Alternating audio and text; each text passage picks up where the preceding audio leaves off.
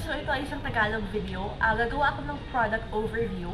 So alam ko hindi natin masyadong ma-appreciate ang mga local brands like Ever Bilena. So ngayon gusto kong ipakita sa inyo ang isa sa mga pinaka-favorite kong products from Ever Bilena. So ito yung mousse eyeshadow. So ito ay 125 pesos lang. So mabibili niyo siya sa mga SM department stores, sa mga Robinsons. So available yun doon lahat. So ang unang-unang shade, so meron akong 5 shade na ipapakita sa inyo, 5 shade. So ang unang shade na ipapakita ko sa inyo, yung lagi kong ginagamit for highlight. So ito yung opal. So ito yung kulay niya. So, kumikinang siya na white at gusto ko ipakita yung swatch. So, ang ibig sabihin ng swatch, parang ipapakita lang sa inyo kung paano siya, paano yung kulay niya. So, ito yung swatch niya. So, perfect siya for highlighting kasi talagang kumikinang siya. You see that? So, perfect to ilagay sa inner corners ng eyes natin para, diba, super highlight. Tsaka sabi ko sa inyo, mas magmumukha kayong, you know, mas awake. So, itong next shade ay Fairy Dot. Kasi Tagalog, Fairy Dot. Pero pag English siguro, Fairy Doe.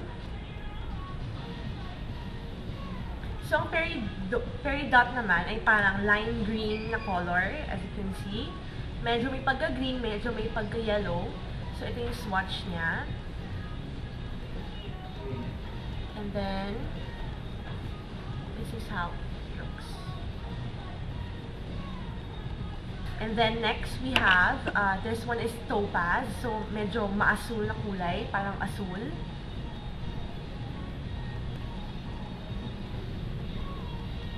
And then, ito yung swatch niya.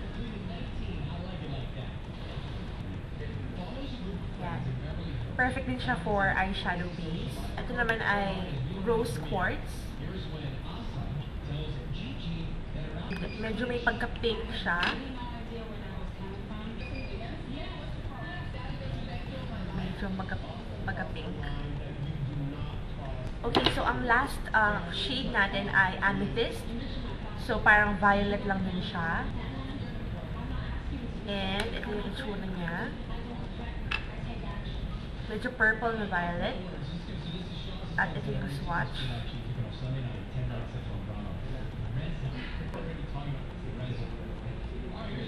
Okay, so yun yung Ever Bilena mousse eyeshadow natin. So, kung magkakaroon kayo ng chance, punta kayo sa SM or Robinsons, try niyo siya. Kasi isa to sa mga pinaka-favorite kong gamitin ng local na product. So, abangan niyo pa yung mga susunod kong Tagalog na product overview. Gusto ko lang i-appreciate natin ang mga local brands natin ng makeup. So, again, yun yung Ever Bilena mousse eyeshadow. Sa kasalukuyan, meron akong 5 shade, pero marami po siyang ibang shade. So, if you want to try, punta lang kayo sa SM. So, Watsons meron din, 125. So, isusunod ko ang mga tutorial na pwede niyong gamitin as a guide para gamitin itong mga mousse eyeshadow na to. So, salamat sobra sa panonood at magkita-kita tayo sa susunod kong video. So, thank you so much. So, isusunod ko ang mga tutorial